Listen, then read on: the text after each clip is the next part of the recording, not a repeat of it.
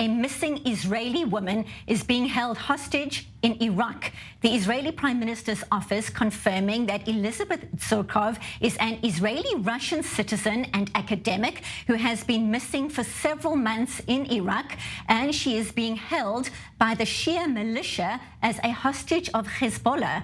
The office saying it sees Iraq as responsible for her safety. So for more on these astounding details, which have just been made public a short while ago, we bring in our Middle East correspondent, Ariel Osaran. So, Ariel, a missing Israeli-Russian woman, Elizabeth Tsurkov, held hostage in Iraq. What more is known? How did she get there? And is she safe?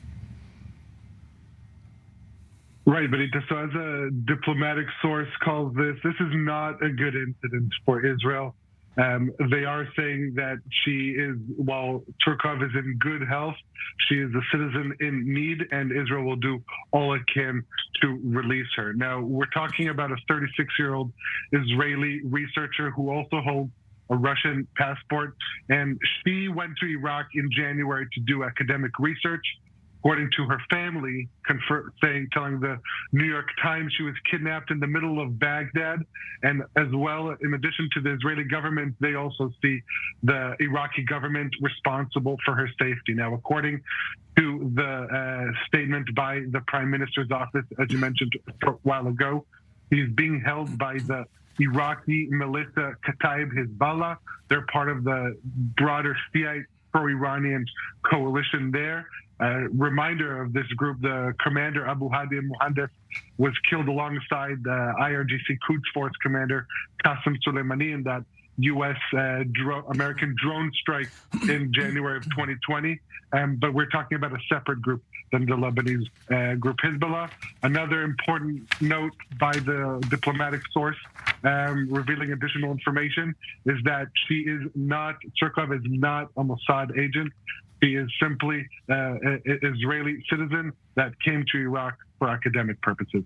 And as you say, the incident is being handled by the relevant Israeli authorities. Middle East correspondent Ariel Osaran, thank you for that update. And now, for more on the story, we welcome to studio Colonel in the Reserves Alon Eviatar, Palestinian affairs expert and former advisor to COGAT. And Alon, this is an astounding new development. And as Ariel says, not a good situation for Israel and not a good situation for an Israeli-Russian academic in Iraq right now. Of course.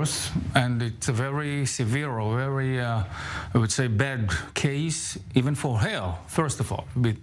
Before we're dealing with the state of Israel, I'm not sure that she's safe, and not sure she will be safe during the next weeks. I can assume that the fact that she holds a Russian passport, I would say this is, it maybe will put more pressure on Russia to try to negotiate with Iran in order to release her. Israel itself cannot do anything without help, I would say, or a support from Russia, because the connection and the impact and the influence that Russia has on Iran, much more than Israel by far.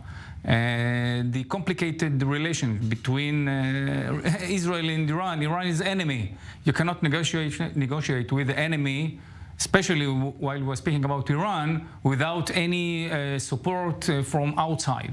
And I can assume that during the last months, Israel tried to put a strong pressure on Russia in order to help in this case, and also USA, because we remember that this researcher, and I know her personally, she is a special and unique and professional and very good researcher.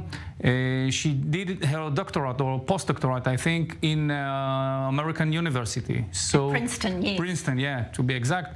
And for that, I think that America or United States should also put pressure in order to release her. But the main goal is Russia.